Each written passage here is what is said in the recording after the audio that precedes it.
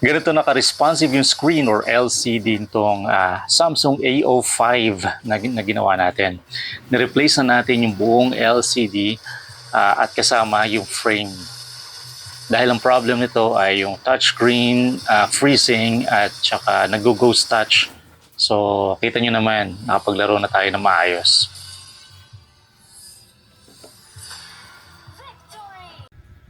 Hello guys, welcome back sa ating channel. Samsung A05, ang problem nito ay sa display, yung nag-ghost touch and unresponsive touch or nag-freeze. Medyo mahirap gamitin lalo na pagka nag-games ka, hindi na nag-response yung LCD. I mean yung touch, no? So unresponsive na siya or nag-freeze. So this time ginawa natin, pinalitan natin ng buo yung LCD kasama yung frame. Ang klase nga pala ng LCD nito ay yung PLS o yung tinatawag na plane to line switching. So yun yung ibig sabihin ng PLS, no? So ito yung develop ng Samsung para sa kanilang mga monitor and mobile and tablet, no? Na klase ng LCD, PLS. Actually, kahawig ito or para siyang IPS display. Yun yung katumbas halos nito, no? Mas matipid ito dun sa power at mas bright pagka ganito ang gamit mong LCD. Yun nga lang, ang problema ng ganitong display, pagka lalo na yung marami ng scratches yung surface ng LCD mo, so dito na nagkakaroon ng problema na pagiging unresponsive at yung nagkakaroon pa siya ng ghost touch. O kagaya nito, meron tayong ginawa, kagaya nito ng Samsung A05. So, naayos naman natin and then after siguro mga few weeks, ito na naman, bumalik na naman siya sa kanyang problema. So, ang ginawa na nating ultimatum o yung pinaka solusyon na is pinalitan na natin ng buong buo yung LCD kasama yung frame. So hindi siya nakahiwalay, no? Bakit? Kasi normally yung LCD at saka yung frame, no? Minsan nagkakaroon na siya ng parang dent, lalo na pagka nababagsak, nagkakaroon ng dent. So tumatama na to dun sa pinaka LCD. Kung papalitan mo lang is mismong LCD, possible na ganun pa rin yung problema niya. Magkakaroon pa rin siya ng ghost touch at paminsan-minsan or dumadalas hanggang sa madalas na. So nakakabwisit lang gamitin pagka ganun. So para wala na tayong gagalawing iba, ito na ang pinaka-solusyon. No? Palitan na natin ng buo yung LCD kasama yung frame. Nakadikit na yung LCD dun sa frame. So ito nga yung nabili natin sa online.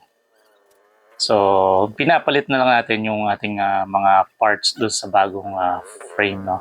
Nililipat lang natin from the old frame to new frame. Nakasama na yung LCD. Nakita nyo, nakapasok na lahat ng flex and then kakabit mo na lang lahat talaga.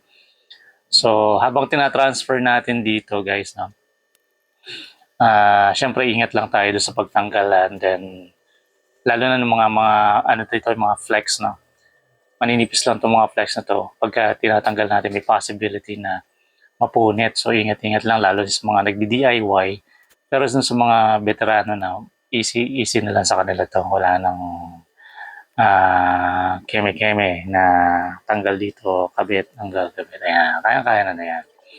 Dahil, hustler na. I mean, mga master. Okay, patuloy lang natin binubuo yung ating cellphone, transferring ng parts from old to new frame. After na natin itong magawa ay tuwan-tuwa na yung may-ari ng phone na to dahil nawala na yung ghost touch, hindi na siya nag-freeze. So nagagamit na niya ng maayos yung cellphone na to, no? After natin mapalitan lahat. Kasi gustong-gusto na niya maglagay ng games pero since nagkakaroon siya ng parang nag-freeze, hindi siya nakakapaglaro ng maayos. So, by the time na ni-record itong video na to, siguro mga ilang weeks na rin no, ang nakalipas. Kinamusta ko uli. And then, okay naman daw. Wala namang naging problema na hindi na bumalik sa dati yung problema na nararanasan niya sa cellphone na to. Kaya tama lang yung desisyon na palitan na lahat para hindi na magkaroon pa ng problema. Hindi masayang yung yung pera at saka yung pagod na sa paggawa natin ng cellphone na to. At nga pala no, wag niyo kakalimutan na lagyan ito ng screen protector no. Ito yung pinaka-importante no para hindi na magkaroon ng gasgas yung pinaka LCD niya no. Kasi yun yung nagiging cost ng isa sa nagiging cost ng ng pag-ghost touch, nag-freeze. Yun yung problema doon sa PLS na display na to, yung screen na gawa ng Samsung. Pero maganda naman ang quality. I mean, pagdating doon sa display, brightness, and then color ng PLS. Actually, kung sa TV, okay ito. Na TV na gawa ng Samsung, okay ito. Dahil hindi mo kailangan i-touch or whatever. More on display. Watching movie and anything na napapanoorin mo doon sa TV. Pero pagdating dito kasi sa phone, sa tablet, itong PLS LCD, kapag ganito ng puro gasgas na yung pinaka surface ng display or ng screen, eto na, dito na lumalabas yung problema. Nagkakaroon na siya ng ghost touch or nagiging unresponsive na yung screen.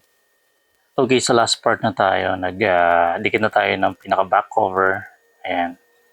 So, nilagyan na natin siya ng goma at saka yung yung pang-ipit.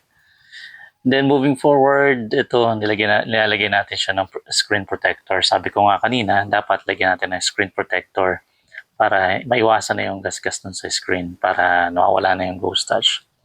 Kasi yung ginawa kong, yung pinaglumaan nitong LCD, puro gasgas na yung pinaka screen niya, no? So, yun yung nagiging cause kung bakit nag-ghost touch pa rin yung screen. Okay, and nag-ghost touch at the same time unresponsive. So, kailangan na nating maglagay ng protection gaya nitong tempered glass. So, ito naman, kagandahan naman itong nabili natin na display, may kasama na siyang protective na display, no? O yung screen protector. Kaya tama-tama nung kinabit natin kasama na itong screen protector. Okay guys, thank you for watching and then sana nagustuhan nyo yung aking video and nakatulong sa inyo. Makapag-decide kayo kung ano yung dapat nyong gawin doon sa phone nyo kung ganito rin yung problema. And testing natin doon sa sa games, ito na nga, sa testing, mapapansin nyo smooth na yung touch niya, no? And nakapaglaro naman tayo continuously. Thank you for watching again and huwag nyo kalimutang mag-heart, mag-like, mag-comment, and share na rin yung video ito.